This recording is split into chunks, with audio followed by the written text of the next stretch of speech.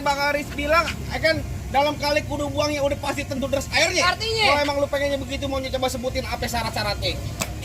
Ayo ambil. Ngomong apa? Iyalah. Oh, gocep. Alhamdulillah. Bagi dua. Bagi dua nggak boleh. Udah, kita bagi dua cicir. Belum, jangan. Belum. Tunjukin palang pintu. Ayo ke pintu malam itu. Hei.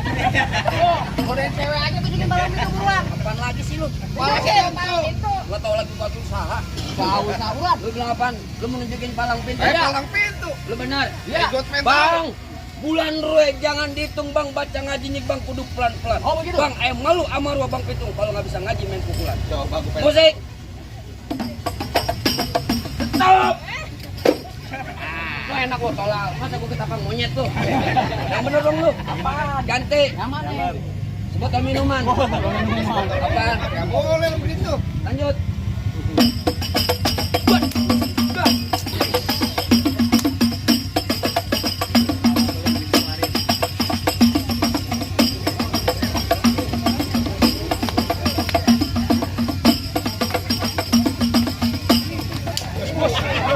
Balap amat. Itu dari mana? Dari mana sih? Makanya lu goyang baru dapat. Dari mana? Dari sini lu minta mencurahkan lu. Tenang aja. Juragan gue lagi ngodok kantong. Oh iya. Tenang. Oh, dia mau nyawer. Kagak gatel panjang.